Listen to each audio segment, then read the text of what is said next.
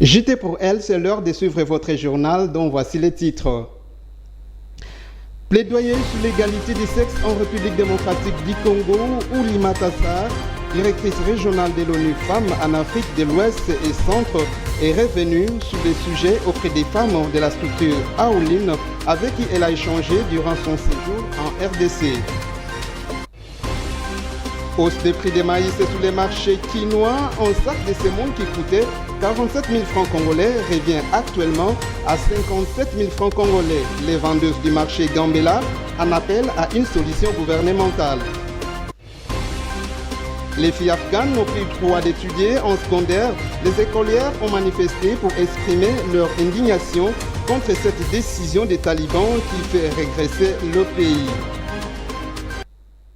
Bienvenue si vous nous rejoignez. Comme annoncé au titre, la résurgence du M23 dans l'est de la République démocratique du Congo continue de faire parler d'elle. La patronne de la MONUSCO, Bintou Keïta, qui l'a confirmé, a indiqué au Conseil de sécurité de l'ONU que ces rebelles ont commis des attaques sur des civils. Suivez ces récits de Dave Ngondé. Bintou Keïta, chef de mission de l'ONU pour la stabilisation du Congo, a évoqué la réactivation du mouvement rebelle M23 qui se bat depuis quelques jours contre le FARDC. Elle a dit le mardi 29 mars 2022 au Conseil de sécurité de l'ONU lors d'un discours et entré à la situation sécuritaire en RDC. La diplomate a fait savoir à l'ONU que les éléments du M23 ont également commis des attaques épouvantables ciblant des civils dans des localités proches de Rutshuru. De nouveaux combats ont eu lieu dans la zone de 3 frontières à proximité de la ville frontalière de Bougaana, soutenant les FARDC dans la protection des civils, notamment, mais n'étant pas directement engagés dans les combats. La MONUSCO a fait savoir sur son compte Twitter le mardi 29 décembre qu'elle avait perdu les contacts avec un de ses hélicoptères à bord duquel il y avait 8 personnes. Le mercredi 30 mars 2022, la mission onusienne a confirmé que cet engin a été abattu et les passagers sont tous morts. Les corps ont été acheminés à Goma.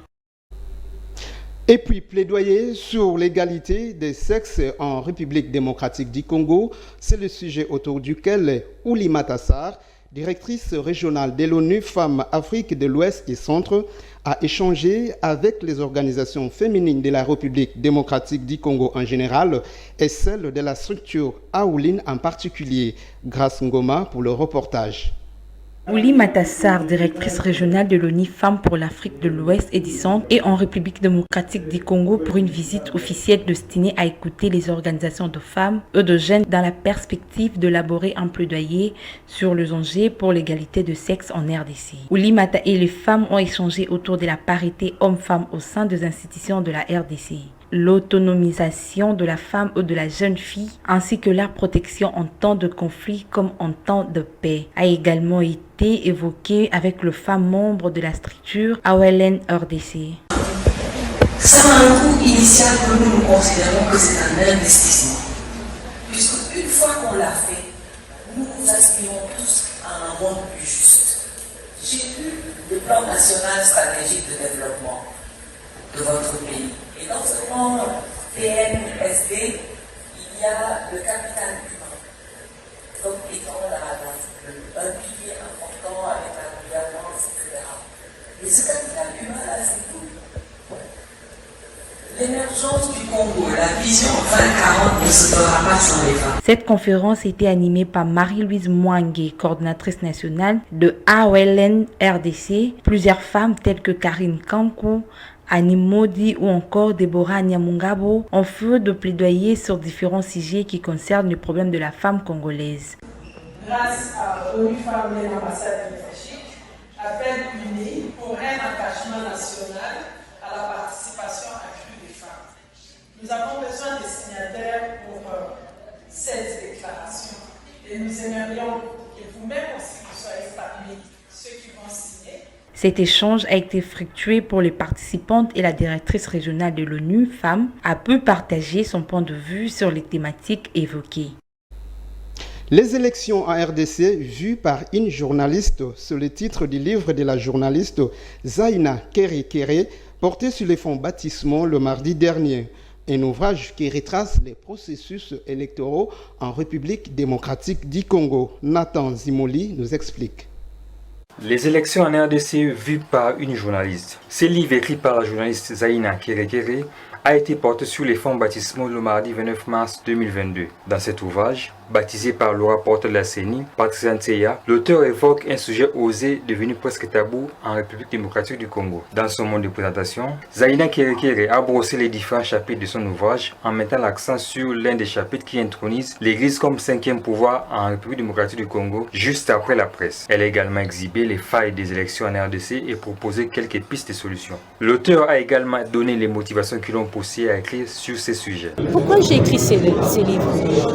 Eh bien parce que tout simplement, j'ai couvert les 3 cycles électoraux ici en RDC. Le cycle de 2006, le cycle de 2011 et le cycle de 2018. J'ai été observatrice. J'ai eu peut-être le privilège ou la grâce de voyager dans l'arrière-pays, de faire la République démocratique du Congo, non pas seulement dans le cadre des élections, mais aussi pour voir comment les populations vivent et voilà. Avant de baptiser l'ouvrage, la rapporteure de la CENI, Patricia Nteya, a motivé les personnes présentes à s'en procurer. J'invite toutes les participantes et participants ici à s'en procurer et à le lire aussi. Merci. Sachez que la journaliste n'est pas étrangère à ce domaine, car elle a couvert les 3 derniers cycles électoraux en RDC, c'est-à-dire 2006, 2011 et 2018. Notez que juste après le résumé de l'ouvrage par l'auteur elle-même, il y a eu les premières ventes de l'ouvrage dans la salle. Restons à Kinshasa, cette fois-ci pour vous parler de cette hausse constatée du maïs sur les marchés quinois. Les vendeuses du marché Gambela, mécontentes, en appellent à une solution gouvernementale. Elles se sont exprimées au micro des Précieuses Boyo et Chancel Mboma. Le prix du sac de maïs est à la hausse dans les marchés de Kinshasa. Au marché Gambela, dans la commune de Kasavubu, cette situation provoque des mécontentements chez les vendeuses de cette denrée. Sur l'avenue Maringa, précisément, ces dernières ont fait savoir que leur tête chauffe au moment de l'achat en gros de la farine de maïs et semoule. Pour exemple, un sac de maïs qui valait jadis 27 000 francs congolais vaut présentement 50 000 francs congolais. Un sac de semoule qui coûtait 47 000 francs congolais est vendu actuellement à 57 000 francs congolais, voire 59 000 francs congolais. Alors que généralement, pendant le mois de mars, le maïs est vendu à un prix très bas.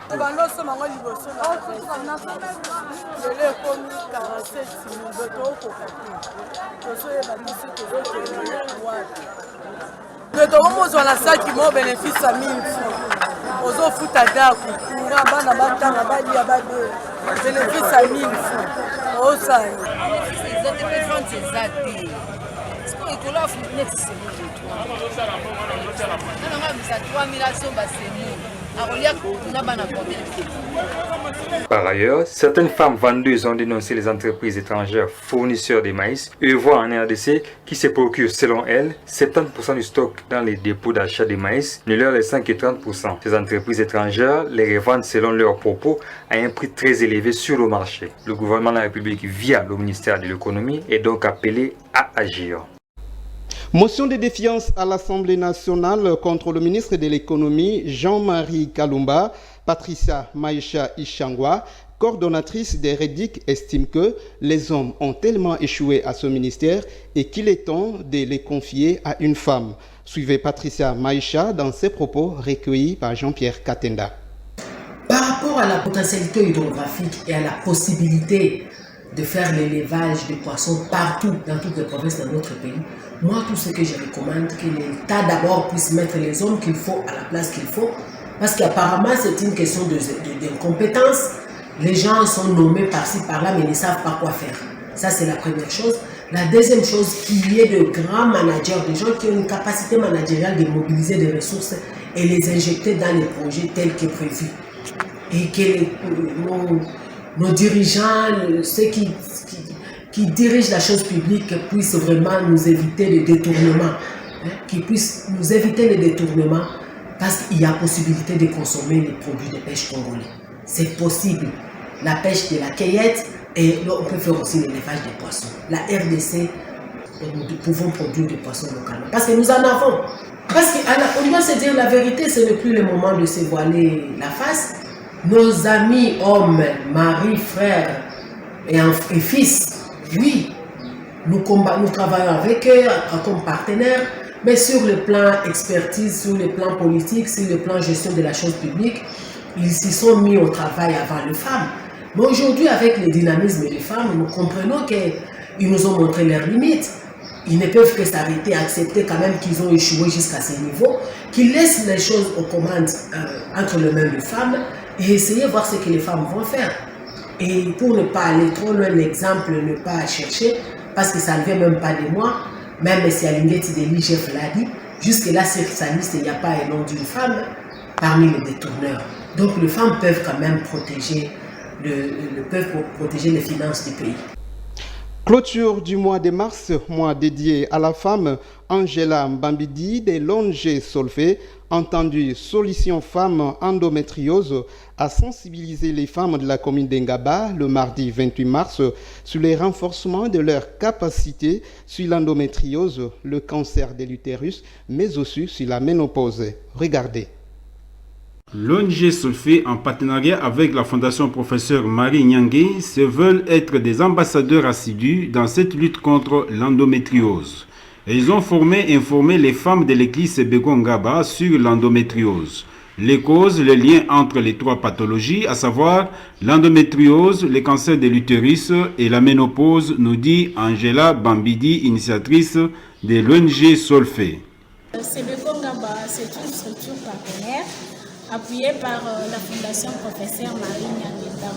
Nous avons voulu partager notre expérience de sensibilisation sur le cancer et l'endométriose. C'est comme ça que nous avons préféré clôturer les mois avec les mamans de Sebeko.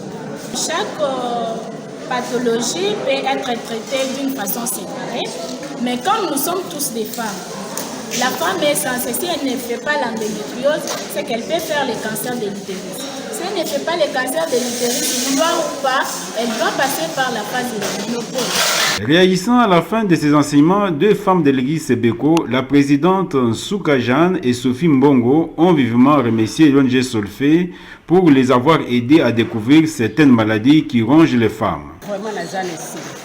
Je suis contente. Maman Angela, elle vient sensibiliser les mamans.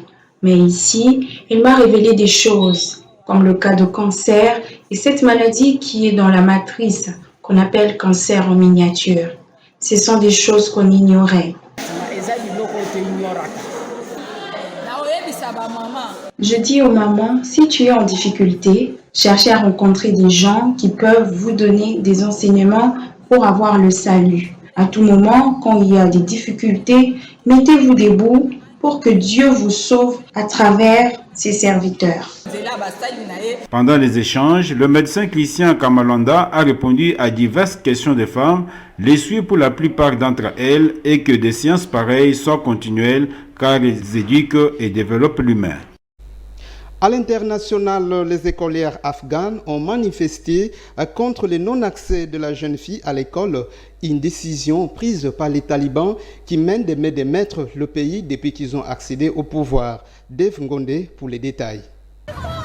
Elles disent non aux talibans et à leur décision de refuser l'accès à l'école secondaire aux filles de l'Afghanistan. Une vingtaine de femmes et de filles ont manifesté le samedi 26 mars 2022 à Kaboul au cri d'ouvrir les écoles pour protester contre cette décision des nouvelles autorités de ces pays d'Asie, ont fait savoir les journalistes de l'agence France Presse. Ouvrez les écoles, justice, justice, ont-elles crié dans les rues de Kaboul pour dénoncer cette décision de restriction à l'accès aux collèges et lycées pour les filles afghanes. Plusieurs manifestantes tenaient les affichettes sur lesquelles on pouvait notamment lire « Vous avez pris ma terre vertueuse, ne prenez pas mes efforts et mon éducation ». Les talibans devraient ouvrir les écoles des filles parce que les femmes font partie de la société. Ils ne peuvent pas opprimer les femmes d'Afghanistan, a dit Laïla Bassim, une manifestante. Même le prophète a dit dans ses paroles que tout le monde a droit à l'éducation. Mais les talibans nous ont arraché ces droits, a regretté pour sa part Nawessa, une adolescente. Notez que cette marche a duré au moins d'une heure avant d'être dispersée par des talibans armés. Au pouvoir en Afghanistan depuis août 2021, les talibans sont revenus le mercredi 23 mars 2022 sur leur décision de permettre aux filles d'étudier dans les collèges et lycées, quelques heures seulement après la réouverture qui avait été annoncée de longue date. Cette annonce inattendue a eu lieu alors que de nombreux élèves étaient déjà revenus en cours.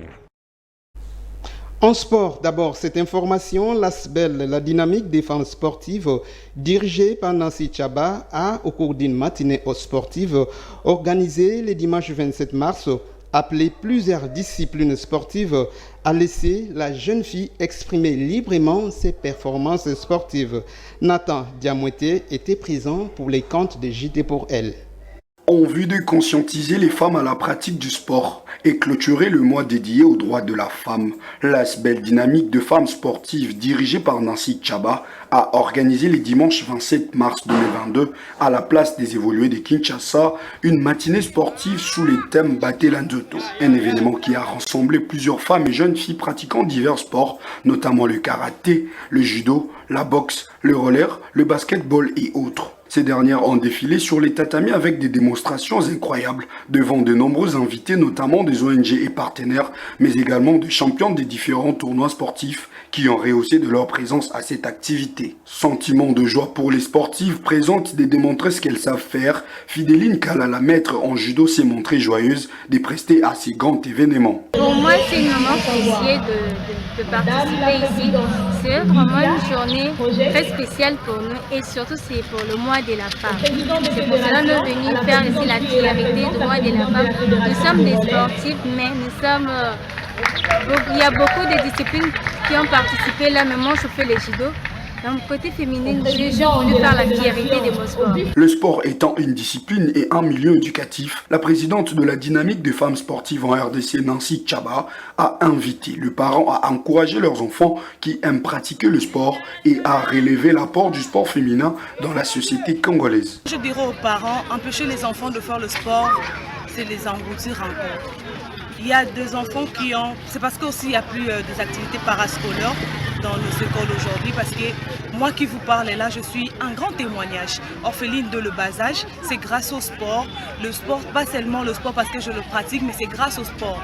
Vu que je suis dans le milieu du sport, j'ai eu des ouvertures et des ouvertures. Aujourd'hui, je suis licenciée en droit, je suis avocate pratiquante.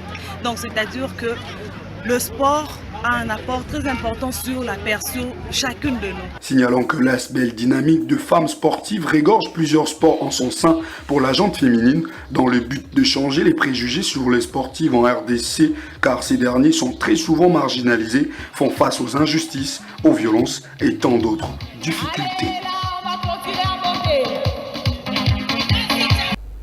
Et puis les léopards de la République démocratique du Congo n'iront pas au Qatar pour jouer la Coupe du monde de football 2022. Pour ça, ils ont été battus contre le Maroc par 4-1. Néanmoins, leurs supportrices qui sont restées à Kinshasa les encouragent et les invitent à oublier la défaite, à regarder de l'avant pour les échéances sportives à venir. Elles sont au micro de Julien Pundou et Chancel Mboma. En tout cas, nazaki vraiment na déception na ba souci donc naza bononka nga souki te pour na déception match. Donc état que congolaise donc na s'entendait que non moi honneur ya mboka na biso mais naza vraiment na déception ya ba joueur ndenge ba beta mama sasa biso na kati terrain eza auto s'entendait na ngote. Ah vraiment c'était grave, c'était pas bon. Donc on est très abattu. Moi je dirais même les problèmes c'est ici. C'est ici, à la source des problèmes, c'est ici. Vous savez que beaucoup de gens minimisaient déjà. C'est la montée déjà qu'on a donné les joueurs autant. Notre pays souffre, tout ça. Donc il faut commencer d'abord à la base avant d'aller ailleurs. C'est ce que je peux dire par rapport à notre échec d'hier. Ici prend fin ce journal, mais avant de nous séparer, en voici le rappel des titres. Plaidoyer sur l'égalité des sexes en RDC, où Lima Tassar, directrice régionale de l'ONU Femmes, Afrique de l'Ouest et Centre, est venue sur le sujet auprès des femmes de la structure Aouline. Hausse des prix des maïs sur les marchés de Kinshasa, les vendeuses du marché Gambela en appellent à une solution gouvernementale. Les écolières afghanes ont manifesté pour exprimer leur indignation contre la décision des talibans de ne pas envoyer les filles à l'école. Fin complète de cette édition d'information. Merci à vous qui nous avez suivis et à très vite.